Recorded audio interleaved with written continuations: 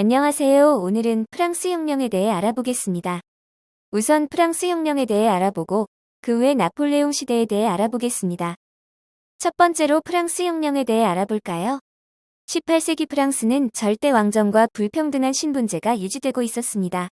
프랑스 사회의 신분은 제1신분인 성직자, 2신분인 귀족, 3신분이 평민이 있었는데요.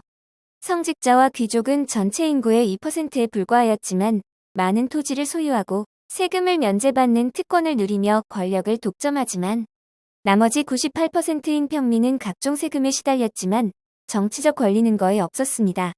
이러한 상황에서 상공업 발달로 부를 축적한 제3신분인 평민들은 계몽사상과 미국 혁명의 영향으로 자신의 사회적 지위에 맞는 정치적 권력을 요구하였습니다. 이것이 프랑스 혁명으로 퍼져나간 것이죠. 이런 상황.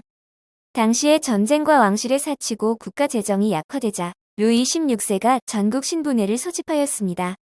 하지만 제3신분과 표결 방식으로 인해 신분 간 대립이 이루어졌습니다. 표결 방식으로 인한 대립이 지속되자 제3신분은 새로운 헌법 제정을 요구하게 됩니다. 그러자 국왕은 국민의회를 탄압하였고 그로 인해 파리 시민들이 바스티유 감옥을 습격하면서 혁명은 점점 확산이 되어갔습니다. 그러고 국민의회에서 봉건제 폐지 선언을 하고 인간과 시민의 권리 선언을 발표하자 입헌군 주제를 규정한 헌법이 제정되었습니다. 새로운 헌법에 따라 입법회의가 구성이 되었지만 이러한 혁명이 자국으로 남을 것을 두려워한 오스트리아, 프로이센 등과 전쟁을 하게 되었습니다. 그로 인해 물가 상승과 식량 부족이 일어나자 파리 민중이 왕국을 습격을 해 왕권이 정지되고 입법회의의 해산, 국민공회가 구성되었습니다. 국민공회는 공화정을 선포하였고 로베스피에르가 이끈 급진파의 주도로 루이 16세를 처형하고 보통 선거제에 기초한 헌법을 제정하였습니다. 로베스피에르는 두 가지의 정치를 하였는데요. 봉건적 제도 폐지, 귀족의 토지와 국유지를 몰수하여 분배를 하는 개혁정치와 공안위원회의 혁명재판소를 설치해 혁명 반대 세력을 처형하는 공포정치를 하였습니다.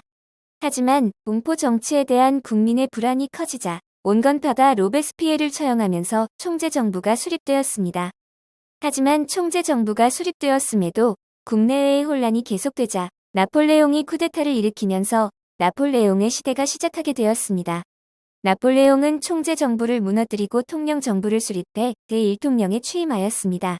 나폴레옹 법전을 편찬하고 대프랑스 동맹 격파, 중앙집권적 행정제도 마련, 국민교육제도 도입 등의 내정개혁을 실시해 국민의 지지를 얻었습니다. 국민의 지지로 나폴레옹이 황제로 즉위하게 되며 제정이 수립되었습니다. 황제가 된 나폴레옹은 프랑스의 팽창을 견제하려는 주변국을 정복해 나가기 시작했습니다.